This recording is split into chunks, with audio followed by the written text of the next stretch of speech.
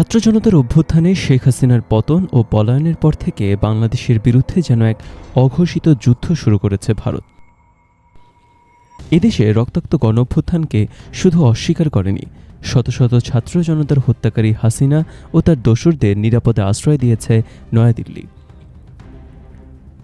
গণঅভ্যুত্থানের মধ্যে দিয়ে সরকার গঠনের দিন থেকে বাংলাদেশের উপর নানাভাবে চাপ প্রয়োগের কৌশল নিয়েছে অন্তর্বর্তী সরকারের প্রধান হিসেবে দায়িত্ব নেওয়ার পর থেকে ভারতের প্রোপাগান্ডা মিডিয়ার প্রধান টার্গেট হয়েছেন ডক্টর মোহাম্মদ ইউনূস।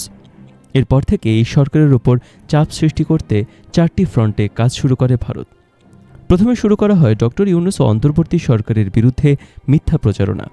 আন্তর্জাতিকভাবে সুপরিচিত নোবেলজয়ী একজন সরকার প্রধানকে ভারতের গণমাধ্যমে তুলে ধরা হয় ইসলামপন্থী হিসেবে, যিনি চরমপন্থীদের পৃষ্ঠপোষকতা দিয়ে যাচ্ছেন। প্রচারণা চালানো হয় তার মন্ত্রিপরিষদ, সেনাবাহিনী ও আমলাতন্ত্র নিয়ন্ত্রণ করছে নিষিদ্ধ সংগঠন হিজবুত তাহরির। ভারতের গণমাধ্যমের এই মিথ্যা প্রচারণা বাংলাদেশ তো বটেই, পশ্চিমের কোনো দেশেও হালে পানি পায়নি। সম্প্রতি পাক ভারত যুদ্ধে মিথ্যা প্রচারণার পর দেশটির গণমাধ্যমের বিশ্বাসযোগ্যতা একেবারেই শূন্যের কোঠায় নেমে এসেছে। ভারতের গণমাধ্যমে বাংলাদেশ বিরোধী উস্কানিমূলক এসব প্রচারণার কোনো প্রভাব ইউনূস সরকারের ওপর পড়েনি, বরং সাধারণ মানুষ আরও দৃঢ়ভাবে মনে করে ভারতের প্রচার মাধ্যম যেহেতু ইউনূসের বিরুদ্ধে অপপ্রচার চালাচ্ছে, সে কারণে ভারতের ব্যাপারে তার নীতি সঠিক পথেই আছে। অন্তর্বর্তী সরকারের বিরুদ্ধে মিথ্যা প্রচারণার পাশাপাশি বাংলাদেশের উপর অর্থনৈতিক আঘাত হানার চেষ্টা করে ভারত। ট্রান্সশিপমেন্ট সুবিধার আওতায় বাংলাদেশের কিছু পণ্য ভারতের বিমানবন্দরগুলো দিয়ে রপ্তানি করা হতো। হঠাৎ করেই তা বন্ধ করে দেওয়া হয়। বাংলাদেশের রপ্তানি পণ্যের অল্প কিছু ভারতের বিমানবন্দর দিয়ে রপ্তানি করার কারণ ছিল এতে রপ্তানি খরচ কম হতো, কিন্তু ভারতে জেট ফুয়েলের দাম কম থাকায় কার্গোতে পণ্য রপ্তানি খরচ কম হতো। ভারতের এই সিদ্ধান্তের পর বাংলাদেশে সমস্যার সমাধানে দ্রুত দুটি পদক্ষেপ গ্রহণ করে। প্রথমত, সিলেট ও চট্টগ্রাম বন্দর থেকে পণ্য রপ্তানি শুরু করে। একই সঙ্গে জেট ফুয়েলের দাম কমানো হয়। এর ফলে ভারত থেকে পণ্য রপ্তানিতে যে খরচ হতো তা এখন বাংলাদেশ থেকে হচ্ছে। এর মধ্যে দিয়ে পণ্য রপ্তানির ক্ষেত্রে ভারত নির্ভরতা থেকে বেরিয়ে আসার পথ খুলে যায়। এরপর বাংলাদেশকে কাবু করতে স্থলপথে ভারত বেশ কিছু পণ্য রপ্তানির উপর বিধিনিষেধ আরোপ করা হয়। বাংলাদেশি পণ্য ভারতে খুব সামান্যই রপ্তানি হয়।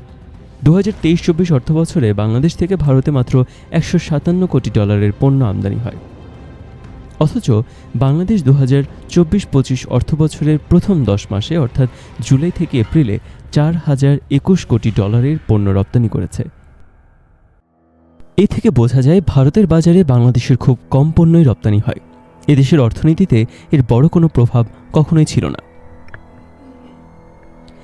এর আগে বাংলাদেশিদের ভিসা দেওয়া কমিয়ে দেয় ভারত। বাংলাদেশ থেকে যারা ভারতে যেতেন তাদের বেশিরভাগ কেনাকাটা ও চিকিৎসা নিতে যেতেন। এখন ভিসা বিধিনিষেধের ফলে সামান্য অসুস্থতায় যারা ভারত যেতেন তারা দেশেই চিকিৎসা নিচ্ছেন। যাদের একান্ত যাওয়া দরকার তারা থাইল্যান্ড বা চীন যাচ্ছেন। ঈদে ভারতে কেনাকাটা একেবারেই কমে গেছে, যা বাংলাদেশের অর্থনীতিতে ইতিবাচক প্রভাব ফেলছে। অর্থনৈতিক দিক দিয়ে বাংলাদেশকে বড় ধরনের আঘাত করতে ব্যর্থ হওয়ার পর ভারত সীমান্ত জুড়ে অস্থিরতা শুরু করে। বলা যায় বাংলাদেশ সীমান্তে সন্ত্রাস চালাচ্ছে ভারত। বাংলাদেশ ও ভারতের মধ্যে সীমান্ত রয়েছে প্রায় 4096 কিলোমিটার। রাতের আধারে কিংবা ভোরবেলায় পাহারাহীন সীমান্ত দিয়ে ভারতীয় নাগরিকদের জোর করে বাংলাদেশে পুশ ইন করা হচ্ছে। এর মধ্যে ভারতে আশ্রয় নেওয়া রোহিঙ্গারাও রয়েছে।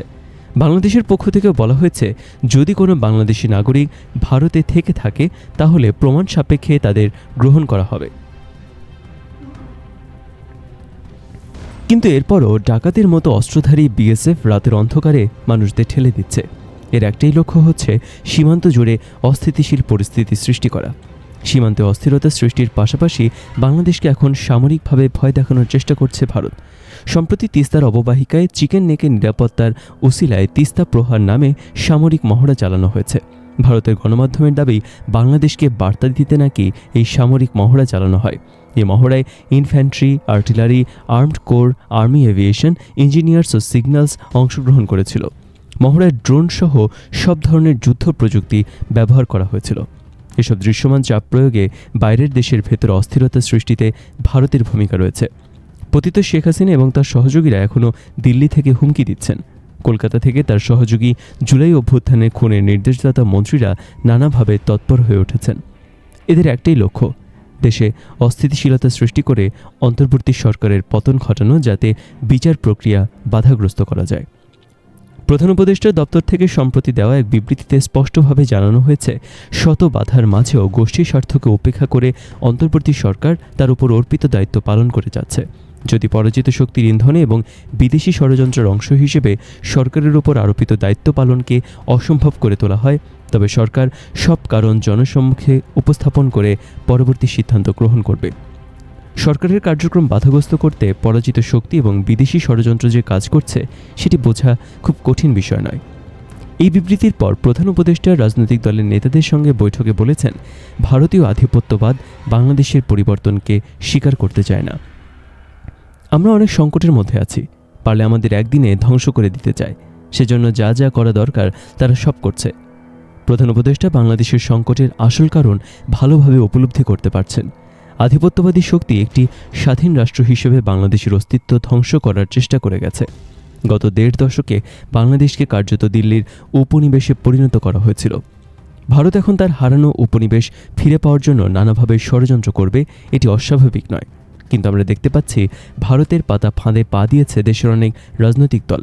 তারা এখন দিল্লির ভাষায় কথা বলছে, অন্তর্বর্তী সরকারকে ডাকছে অনির্বাচিত সরকার বলে। অথচ এই সরকার প্রতিষ্ঠিত হয়েছে একটি গণঅভ্যুত্থানের মধ্যে দিয়ে। ফ্যাসিবাদের সাংস্কৃতিক ফ্রন্ট বামপন্থীরা আবারও তৎপর হয়ে উঠেছে।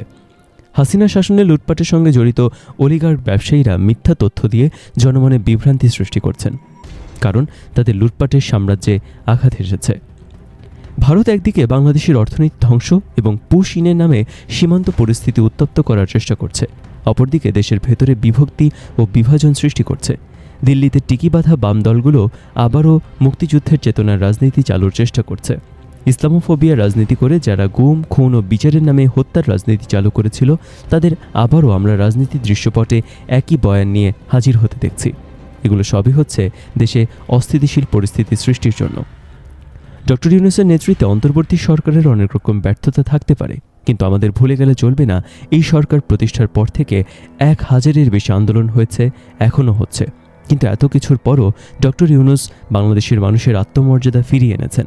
আধিপত্যবাদী বৃহৎ প্রতিবেশীর চোখে চোখ রেখে আমরা কথা বলতে পারছি। বাংলাদেশের মানুষ এখন সত্যিকার অর্থে একটি স্বাধীন দেশের নাগরিক হিসেবে নিজেদের ভাবতে শুরু করেছে। এটি এখন ভারতের সবচেয়ে বড় ভয়। ভারত গত ১.৫ দশকে হাসিনার নিপীড়নমূলক শাসনের মাধ্যমে এদেশের মানুষের আত্মমর্যাদা বোধকে ধ্বংস করে দিয়েছিল। দিল্লির দাস হয়ে থাকা যেন হয়ে উঠেছিল এদেশের মানুষের নিয়তি। ডক্টর ইউনূস দেশের ভেতর ও বাইরে থেকে আধিপত্যবাদী শক্তির রূপ দেখেছেন। তিনি সাহসিকতার সঙ্গে জনগণের সামনে তাদের তৎপরতার কথা তুলে ধরেছেন, কিন্তু তার একার পক্ষে আধিপত্যবাদী শক্তিকে মোকাবেলা করা সম্ভব নয়। এজন্য দরকার জাতীয় ঐক্য। আমরা যদি তা করতে না পারি, তাহলে আমাদের ওপর দিল্লির অনুগত আরেকটি ফ্যাসিস্ট সরকার চেপে বসবে।